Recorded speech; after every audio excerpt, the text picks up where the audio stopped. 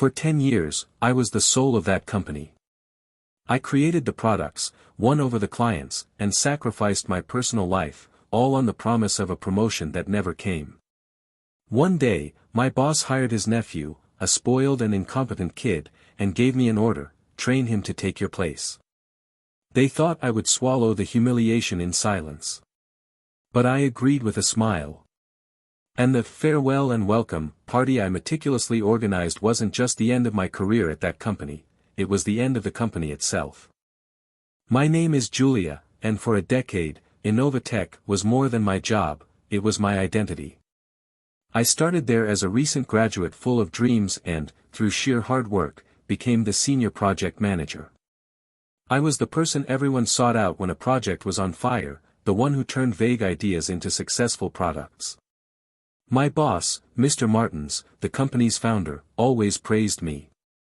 "You are the future of this company, Julia," he would say in our annual reviews. "Nobody knows this place like you do. Keep it up, and the director's chair will be yours." I believed that promise as if it were gospel. I used it to justify the sleepless nights, the lost weekends, and the postponed vacations. Innovatech was my life. The problem was that Mr. Martins had a blind spot the size of a planet: his nephew, Felipe. Felipe was the opposite of everything I represented. Where I was hard-working, he was lazy.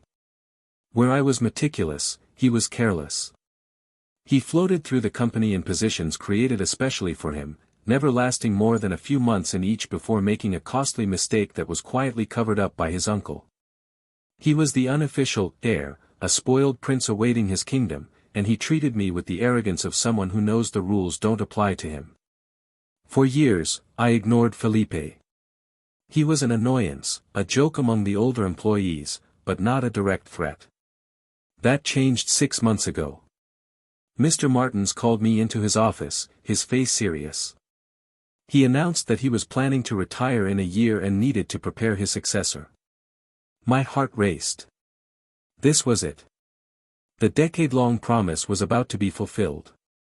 "And I've decided that Felipe is ready to take on more responsibility," he continued, and my heart plummeted. "I want you to train him. I want you to spend the next 6 months teaching him everything you know. I want him to become the next director of operations." I was speechless. Director of operations was the position he had promised me. I looked at him, incredulous. "Mr. Martins, with all due respect. Felipe doesn't have the experience, or the temperament." "Nonsense," he cut me off. "He has the company's blood in him. He just needs the right polishing. And you're the best person to do it. Consider this your most important project, preparing the future leader of Innovatech." And then came the final blow. "Once he's ready, we'll create a new position for you, something more consultative. You've done a lot for the company, Julia. You deserve a slower pace." Consultative. A slower pace. They were euphemisms for being sidelined. He wasn't just denying me the promotion, he was asking me to dig my own professional grave and hand the shovel to my incompetent executioner. I left Mr. Martins's office feeling a mixture of fury and despair. Arguing was pointless. Refusing would mean getting fired and labeled as not a team player. I was trapped. That night, I told my fiancé, Leo, everything. Leo is a lawyer, and his mind works differently than mine. While I saw a dead end, he saw an opportunity. "They underestimate you, Julia," he said. "They think you're the loyal, nice employee who will just take it. They don't expect you to fight back. So, don't fight back. Accept." "Accept?" I asked, shocked. "You want me to train that idiot to steal my job?" "Exactly," he said with a smile I've learned to recognize. It was his "I have a plan" smile. "You are going to be the best mentor Felipe has ever had. You are going to teach him everything. And in the process, you're going to give him enough rope to hang himself. And we're going to make sure the fall is spectacular." Leo's plan was a masterpiece of malicious compliance. I officially accepted the mission of training Felipe. He was thrilled, treating me like his personal assistant. I documented everything. Every idiotic question he asked, every deadline he missed, every time he showed up late and hungover. I created detailed weekly progress reports and sent them to Mr. Martins, always with a positive and encouraging tone. Felipe is showing great interest in budget management, despite confusing profit with revenue, or Felipe has shown initiative by delegating tasks, all of his tasks to me. Mr. Martins, reading only the positive spin, was delighted. The most important part of the plan, however, involved Project Orion, our biggest client. It was an account I had personally managed for years. Their contract was up for renewal, and it was vital for the company's future. I told Mr. Martins, for Felipe to truly learn, he needs hands-on experience. I think he should lead the contract renewal for Project Orion. I will guide him every step of the way, of course. Felipe loved the idea of taking over my biggest account. Mr. Martins, seeing this as the final proof of his nephew's competence, and my loyalty, agreed. What they didn't know was that I had a very close relationship with the CEO of Project Orion, a woman named Monica. We were more than business partners, we were friends. I met her for lunch and told her everything, in confidence. Monica, who despised nepotism, was furious on my behalf. And she agreed to play along with our theater. For months, Felipe led the negotiations. I prepared all the proposals, and he presented them as his own.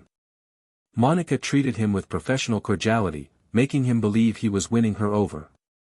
The date for Mr. Martins's retirement was set. And I, as the dedicated mentor, suggested we throw a grand event at the company. A dual party, a farewell to our beloved founder and a welcome to our brilliant new director of operations, Felipe. I offered to organize everything. It's the least I can do to thank you both for the opportunity, I said, with the most sincere expression I could fake. They loved the idea. They gave me a generous budget and free rein to plan the night that would seal Innovateca's fate forever. The party was planned with the precision of a military operation. I invited all the employees, key clients, partners, and even a few business journalists I knew. The centerpiece of the evening would be the passing of the torch speech, where Mr. Martins would officially thank me for my years of service and announce Felipe as the new leader.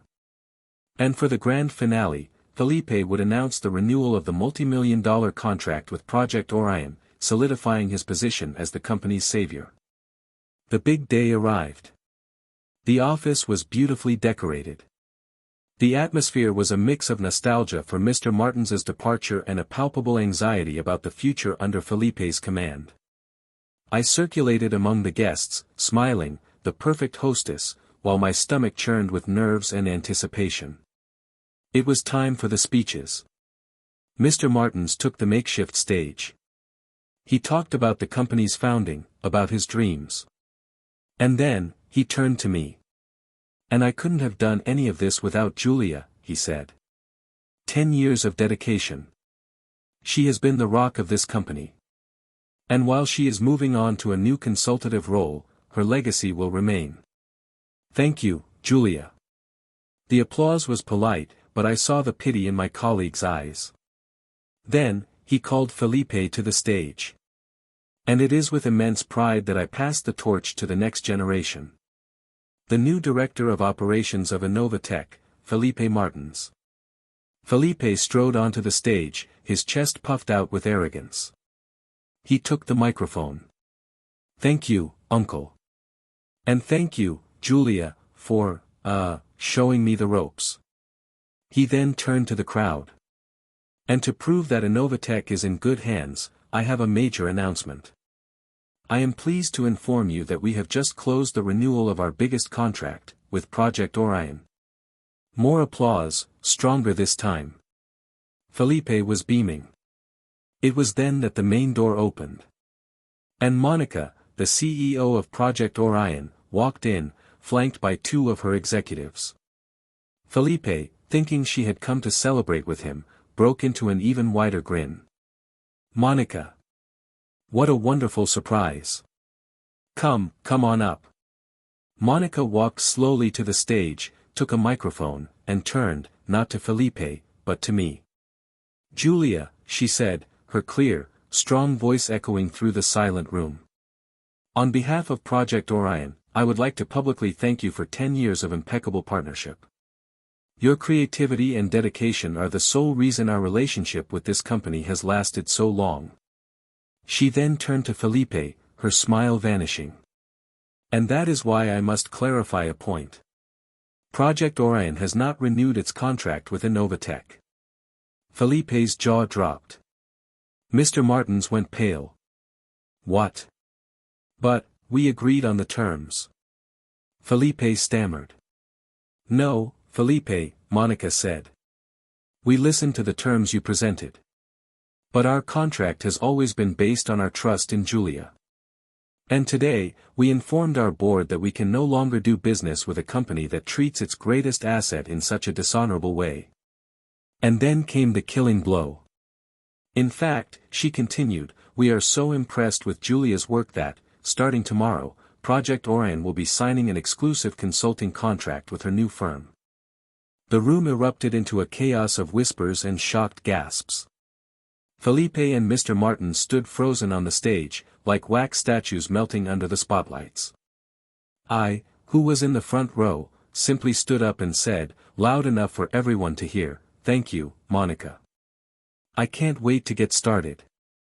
And with a nod to my now former team, I turned and walked out of the party, leaving behind the implosion I had so carefully orchestrated. The fall of Innovatech was swift and brutal. The loss of its biggest client, coupled with the public humiliation, caused a crisis of confidence. Other key clients, upon hearing the story, followed Project Orion's lead. The company, under Felipe's non-existent leadership, collapsed in less than 3 months and was sold for a fraction of its former value. Mr. Martins lost the legacy he had spent his life building, all because of his blind loyalty to an unworthy heir. I, on the other hand, fulfilled Monica's promise. I opened my own consulting firm. And the most gratifying part was that, one by one, the best and most talented employees from Innovatech asked to join me. They weren't fleeing a sinking ship, they were running towards a culture of respect and meritocracy. Today, my firm is one of the most respected in the industry. We thrive because our foundation is talent, not nepotism. I never spoke to Mr. Martins or Felipe again. I heard they have a strained relationship, full of recriminations. Sometimes, I wonder if I feel any guilt. But the truth is, I don't. I didn't destroy Innovatech. I just created the conditions for it to destroy itself with the weight of its own injustice. I gave them the stage, the microphone, and the audience. The disastrous script was all theirs. My revenge wasn't an act of destruction. It was an act of creation. I created a new opportunity for myself and for the talented people who had been left behind. And by building a better future, I made their past irrelevant. And that, I discovered, is the most powerful way to have the last word.